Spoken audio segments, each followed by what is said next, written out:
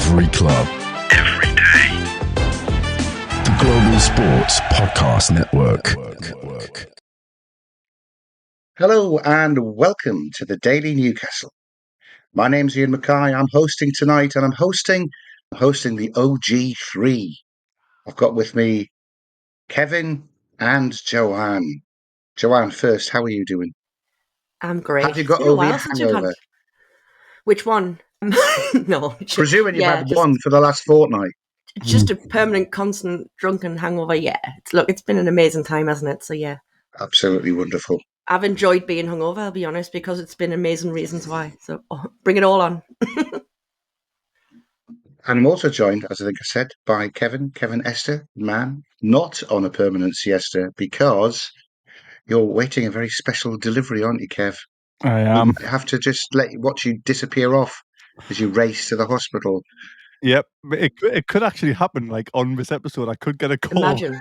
and I've got to run off and go and have a second. Well, I'm not having a second baby. People will be happy to know, but my I hope partner's not. obviously having a second baby. But yeah, I haven't slept much anyway, so it's not going to make any difference, I don't think. However, it is ridiculous that it's been 3 weeks since Newcastle have won a trophy. What is happening? No, Such I a know, long it's time. crazy. 3 weeks It's since we won a crazy. trophy? Getting bored now. Can we not win another one? Oh, yeah. We need another one, like pretty sharpish. Well, I think we've got the equivalent of a trophy, certainly something that Arsenal have counted as a trophy for the last 5 years, that we are going for, which is, of course, Champions League qualification. And to that end, we have got the last game of the week tomorrow night, Monday Night Football. I'm not sure I like Monday Night Football, but it's under the lights, even if it is at Leicester. It does seem to inspire us a little bit. But one of the massive advantages of that is that we know what all the rest of the teams have done this round of Premier League games. By and large, it's been a super favourable weekend for us. Try to get these all in. Aston Villa beat Nottingham Forest. Now, that makes Villa looked really good in that game, by the way, and they've leapfrogged us. They have played 2 games more than us, and they're a point ahead. But they're obviously still on this charge for Champions League qualification. The good news, I think, is that Nottingham Forest have failed to pick any points up. And in terms of them being nailed on to finish third, I don't think that's true at all anymore. We are 7 points behind them, but we have 2 games in hand on them. Which, if we win those 2 games in hand, that's Leicester and Crystal Palace at home in a fortnight, we'll only be a point behind. So I think right up to third is definitely on for us. Now, I'm also mightily encouraged by the fact that Arsenal could only draw at Everton. So they've dropped 2 points. They're not miles ahead of us in second, you know. If they keep struggling along and drawing, and they've got a game against Liverpool to play, which could be a defeat, I don't know why we can't go chasing after Arsenal and try and get the runners-up spot here in this Champions League. That would need 9 straight wins in these 9 cup finals that we have. All of which leads me to ask you guys, Leicester on a run of I don't know how many consecutive defeats. I know that they haven't scored at home in their last 7 home league games, which is a Premier League record. And if they fail to score tomorrow night in 8 consecutive games, they will set a new record for anywhere at failing to score at home in consecutive games. Does that mean, Joanne, that we are going to really, really struggle in this game in typical Newcastle style and probably lose 1-0, just like those games at Derby and Wigan and 1,000 other places when we were expecting to win? What do you think? I'm going to say no because I'm trying to be on an ultra positive trip, but I'm absolutely with you. Come on, us Geordies will always have that thing in the back of our head. I think even if we start winning Premier Leagues, even Champion Leagues, everything, I think we'll always have that in the back of our brain that, oh, is this going to be the game that we're going to screw up? Oh, is this going to be the game that we're going to be a typical Newcastle? I want to now think of it as Newcastle of old maybe, and no, we're not going to screw up and we are going to take Leicester to the sword. And unfortunately for Leicester, they're now going to set a new horrible record, which I think is insane, of 8 games in a row. I mean, how crap must that be for their fans, their season ticket holders, to not only watch them lose or whatever, is to not see them score, man, for that many games in a row. It must be horrific. I mean, I'm not going to feel too sorry for them, but at the same time, I don't hate Leicester, so I've got a bit of a soft spot for them, but I'm staying positive. They're not beating us. I just had a little bit of an OCD Oh, type maths attack. 8 games, 8 90s, 720 minutes. I think that is 12 hours straight at home without scoring. that's painful. God, blimey. It could be worse, though. They could be Sunderland. Kevin, It could what do you always think be of- worse. what do you think of my very bleak suggestion that we might go and struggle at Leicester tomorrow night? Well, I mean, I don't want to add to it because I think we'll be quite comfortable personally. However, have you seen our record on a Monday night away from home? Is anyone aware of that? Kev, don't. I haven't Tell told us you about about this. it. Okay. You're a complimentary stats man for tonight, then. Yeah, when Michael's not Spin here, it in for Michael. I get subbed on. I'm a Joe Willock to Michael Jordan. So the last 20 Newcastle United Premier League away matches, which have been moved to Monday night, we've won one. No. We've won one away from home. No. Yeah, we've only won one. I've got a whole list. I'm not going to go through them, but this goes all the way back to March 2012 when we lost 2-1 to Arsenal. It got moved to a Monday night for Sky Sports. We've won one, we've drawn 3, and we've lost 16. We've scored 10 goals and conceded 37.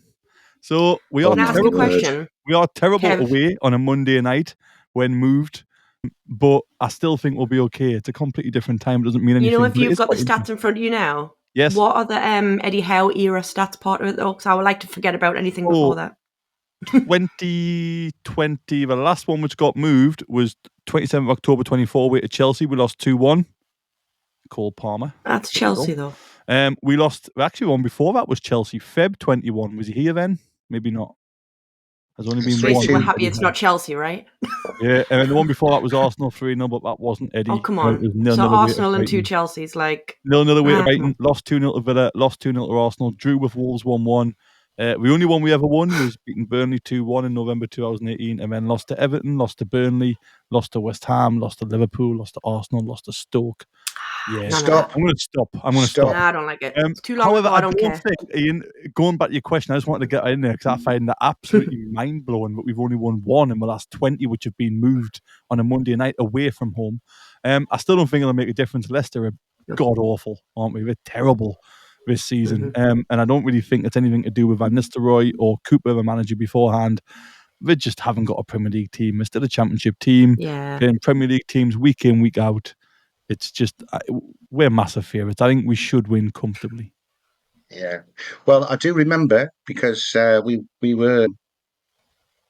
had been struggling, but had started a little unbeaten run, had we not, before Christmas, when Leicester were coming to town. And we had exactly the same fears that, oh no, this is just the sort of game where we'll struggle and we'll end up on a goalless draw or something. We had a goalless draw with Leicester at home, second to last game of the season when we qualified for the Champions League. That was the point that made us qualify officially. But if you remember that game, we were all over them and we won 4-0 and it was comfortable, wasn't it? So I would side with what you're saying as well, Kevin. I think we'll be okay. We should have too much for them, really. We'll be fine. And the interesting thing is, after Chelsea only drew and Manchester City only drew, we could not only leapfrog back above Aston Villa with a win, but leapfrog above Manchester City. And if we can put 7 past Leicester, we'd leapfrog back above Chelsea to go into 4th place. I'm going to be happy if we end up in 5th place tomorrow night, I think. But we'll have to see. We'll get on later on. Didn't we smash Leicester at home a long time ago? Like 7-1. 7-1. That was the beginning of my soft spot for them because it was just a mint day because their fans were brilliant. It's not that we actually won 7-1, ironically. But we had just great banter with the fans because the fans were obviously laughing at the fact that, bless them, they were absolutely getting whipped. And we even cheered a bit for them when they scored because it was more of a pity cheer. But they loved that, and honestly, it was just a great banter because some fans, as we've talked about a million times, you can have great banter with. Some fans you can't because they're just rotten. But they, on that day, they were just brilliant. And I've had a soft spot for them ever since. Because I do appreciate just a good bit banter. You know what I mean? People who can actually have a laugh without getting vicious. You know what I mean? I thought we went on the wrong end of it on Monday night. I think we all appreciate a little bit of banter. We all appreciate a little bit of banter, which is why we always try and have crossover podcasts with all of the teams that we're playing. And unfortunately, Leicester's season is so poor that we couldn't organise a crossover podcast with the Leicester boys because they've all given up. There's nobody running a Leicester podcast at the moment, which is sad. I don't know if that means they'll be Yeah. around next year because I there'll like be a Leicester. championship side, won't there? Anyway, on that sad note, let's just pause and move on to something more uplifting. Following a word from Cristiano Ronaldo's boys. Your body is unique. And Global Sports Podcast Network has partnered with Bioniq, the world's most personalised supplements. Bioniq provide 100% tailor-made supplements designed to deliver precisely what your body needs at exactly the right levels to optimise your health. No guessing. So click the link in the show notes. Use the code GSPN2025 for 40% off your first month's subscription. Bioniq. Don't settle for off-the-shelf solutions made for just anybody. Get what's right for you right now. Now, I'm never sure because there's a funny gap in the middle of that advert. And when I hear it, it's not as long as I think it is. So I think that's not the gap. And at the end, I'm waiting for him to come back. He's not going to, is he? Ken, record it again, mate, without the gaps. I'll know what's going on. Let's focus onto the actual game tomorrow night. I made a good We joke, ought to man. discuss. I was on mute. I said, "Yo, it's ruined it now." But I did say, "You're not used to hearing it. It's not as long as you think it is, Ian." But then I realised my microphone was Too muted. late. So if you are watching on YouTube, I've ruined it for everybody.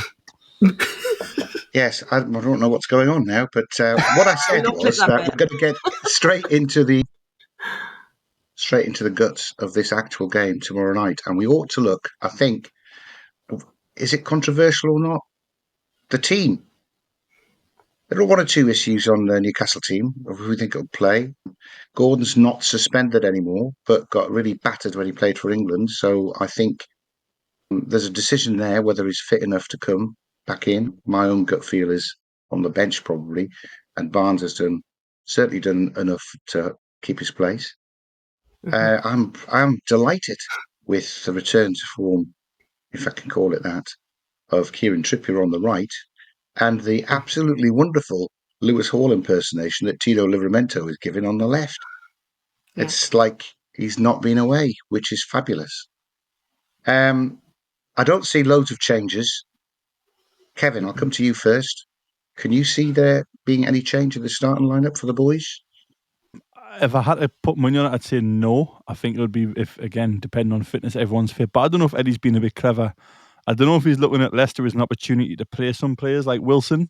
Therefore, is saying that Isaac has a little bit of a knock. So if he's not playing, that's why. But we do have a double game week after this match on Monday as well. We play a Sunday and Wednesday again, I think. So we've got two games where if you can rest the likes of Isaac and the likes of, the other players who are like Gordon, again, give him an extra rest and keep Barnes in. I think now is a good time to do it. And I think you spoke about that in previous pods, Ian, where there's good opportunities to give players like Miley games.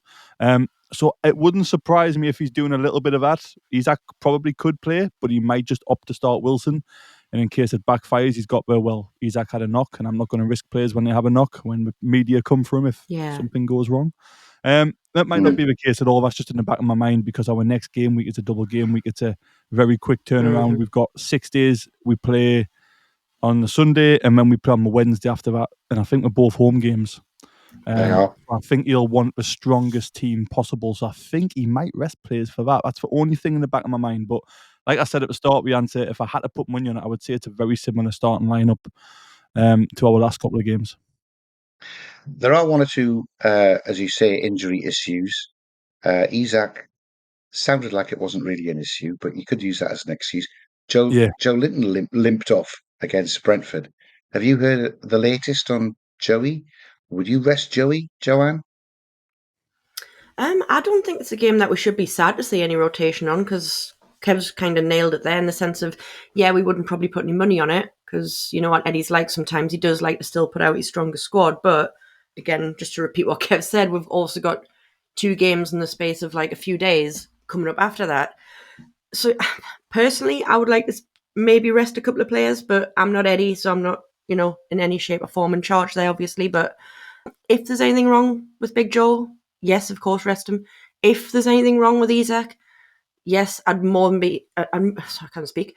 I'm more than happy to see Wilson come in, obviously, and Gordon. Personally, I would absolutely leave him on the bench. Barnes is in fine form. I know Gordon's back from suspension, but it doesn't mean that he's got to have a God-given right to just come straight back in, especially if he has got that massive bruising on the thigh that Eddie was kind of talking about. So I wouldn't mind to see some rotation, but yeah, I again, even as a betting girl, I wouldn't put that much money on him rotating. I wouldn't If mind anything at all, sometimes really. I wouldn't we mind saw if in the Gordon was fit. Sorry, go on. what Iain. we saw in the cup match. I was just going to say what we saw in the cup matches when he wanted to rest players against Bromley, against Birmingham, the FA Cup matches I'm talking about, is that Tonali and I can't remember which way around it was. Tonali and Bruno got a half each in one of those games, and Joe Linton and Bruno, I think, got a half each against Bromley, and that's a rest, isn't it? That is a rest if you know you're only doing 45 minutes. Yeah.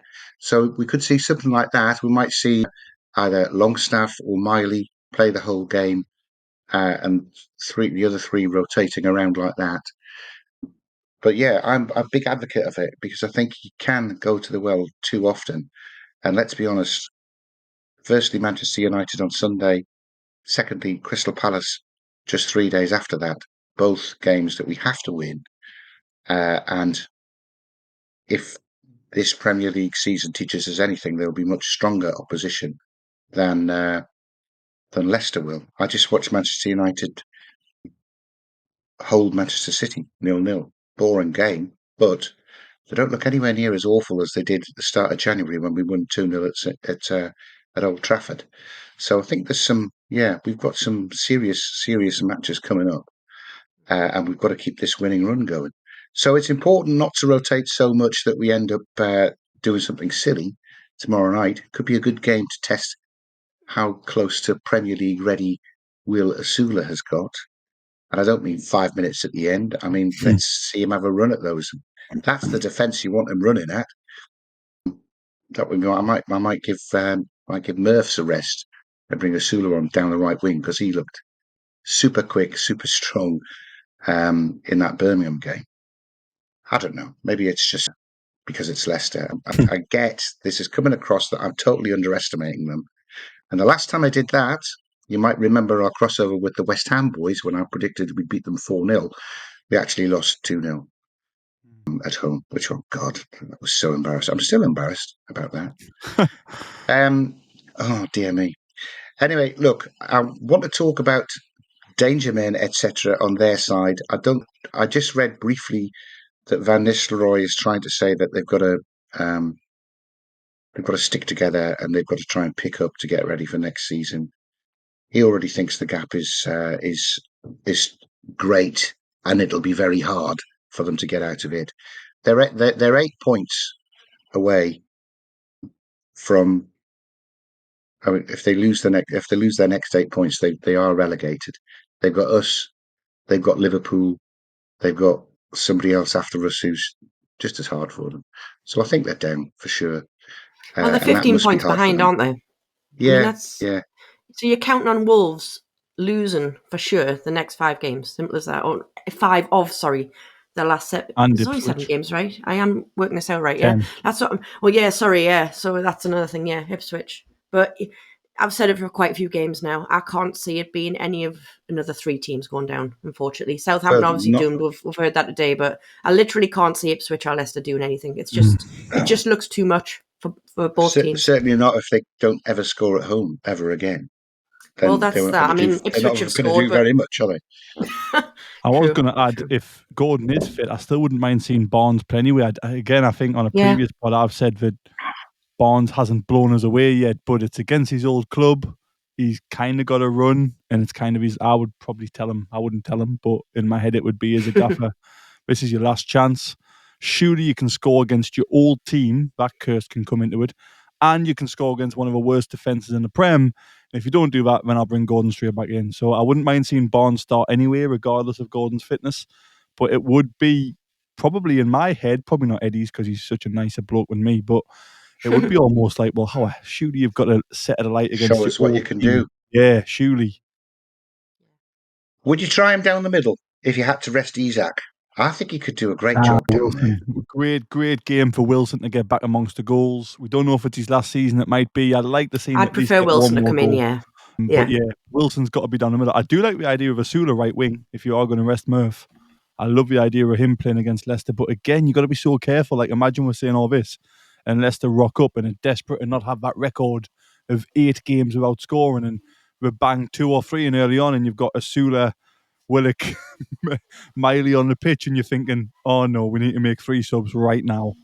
That would be embarrassing. So we'll see. Yeah, that would also have to be a match report written by Walt Disney, I think, Kev. So don't worry about that. It's a good opportunity for, I think, Willock's in really good form. I think he did excellent when he came on against Brighton. I thought he did very well in the final when he came on. I think it's a good opportunity to get Willock a start, whether that's, you might put Barnes on the right and Willock on the left. We kind of ended that way against Brighton.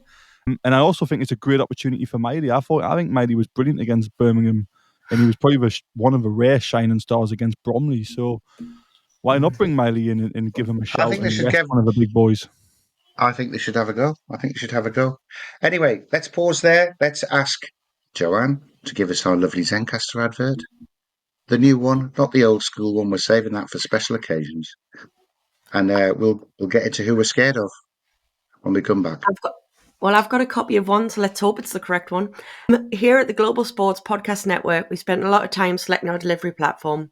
Zencastr came out the clear winner, with 4K video recording from your phone with an AI editing that automatically removes all those ums and ahs.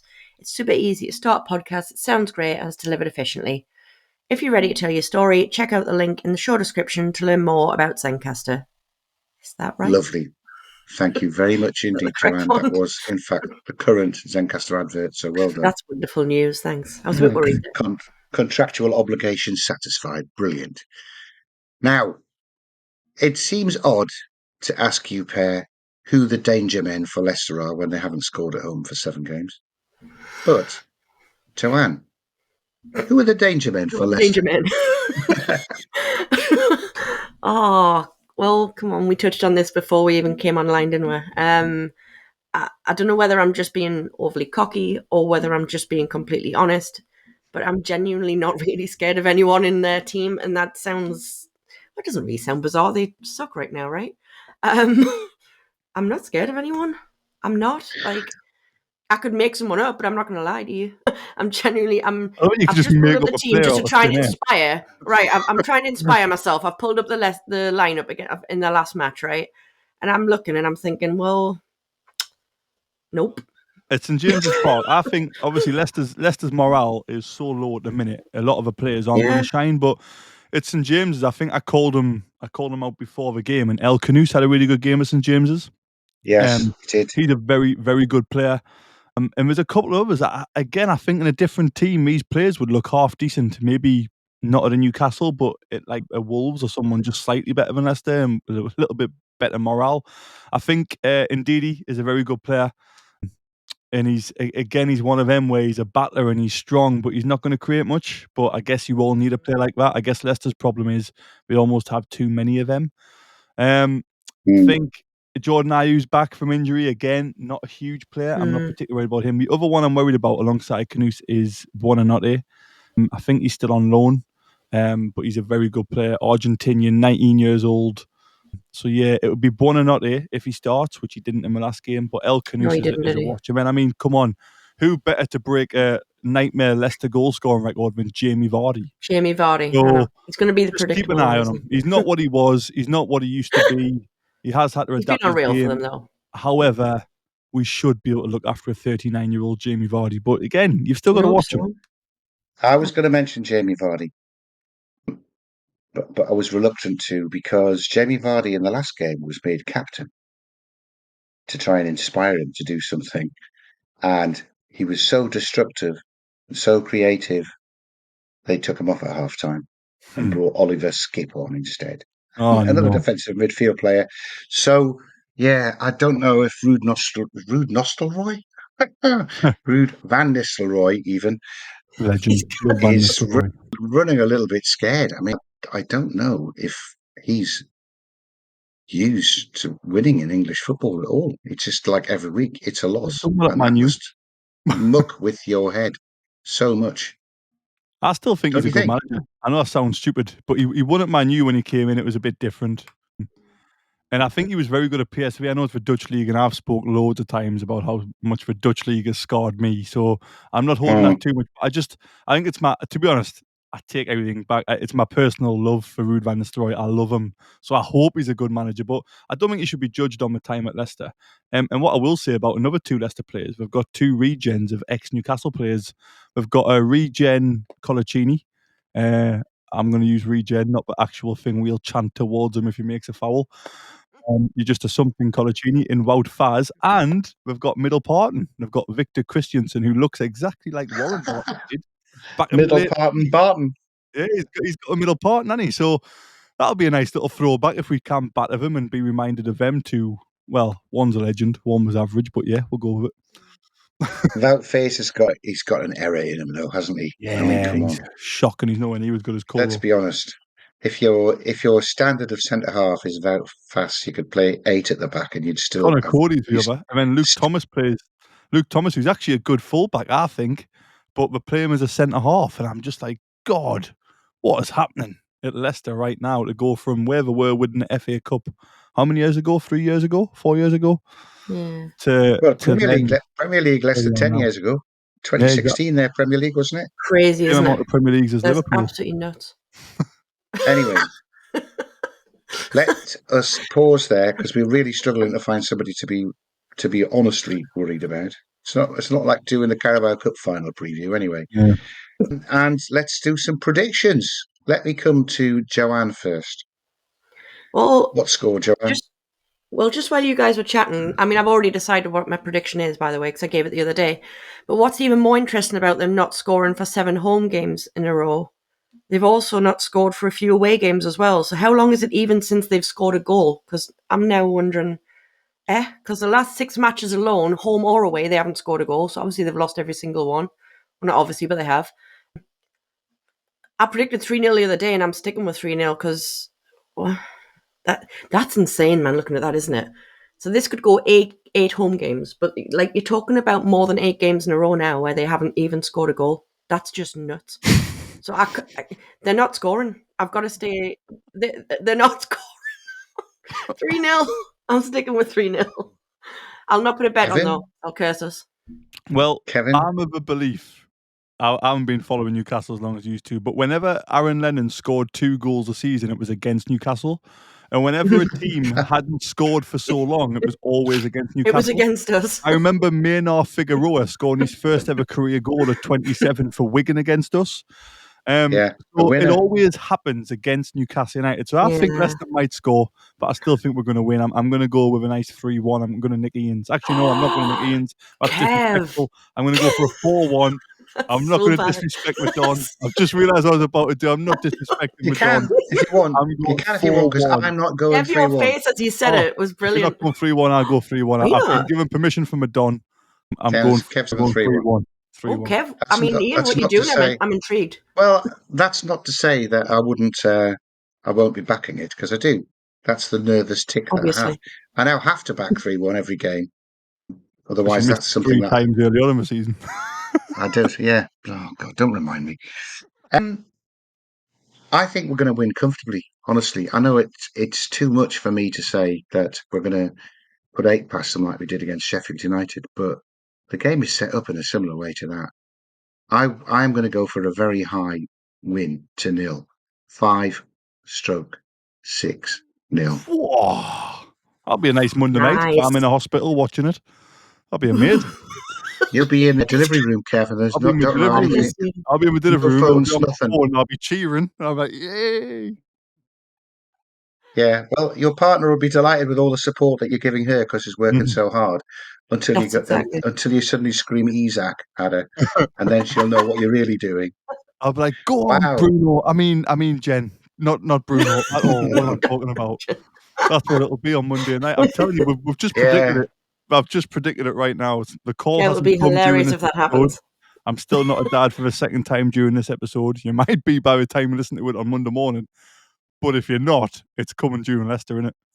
Yeah. Yeah. What better way, though? The child is going to be called Bruno, which is a shame because it's going to be a little girl. No, I don't know what's Bless going to their be a heart. little girl. I don't know what they're going to call it or not, but that would be funny. Brunella. Wow. It begins with a Brunella. B. That's a girl's becomes- name. It begins with a B, and it is a girl. Have a guess in the comments. That'll be brutal. Yeah. Whoa. Oh, Is it just bar, like Denver Bar? Ember Bar. That begins with a B and ends in an A? Oh, No, right. We're getting silly now. what that's for the best change? I part. hope we haven't been over. I hope we have not been overconfident. Can you imagine if we just draw 1-1 and I've predicted 6-0? Then I will quite rightly be absolutely wrecked by you guys in the comments. Please let us know your predictions. You haven't got long to put them in. We come out on Monday morning. The game kicks off at 8 o'clock on Monday night, I think. So let's see what you think. Let's see if you agree with us. See if you've got any team selection changes. We think Eddie might be going to do some sneaky rotation because he's got two bigger fish to fry later in the same 10-day period. Thank you We've very much hammered indeed for Leicester. joining me, Joanne. Thank you very much indeed for joining me, Kevin. Fingers crossed for Jen. Hope you get some sleep tonight. And we shall see I you need it. all the next time. Probably a review late on tomorrow, I would have thought. Every club. Every day. The Global Sports Podcast Network.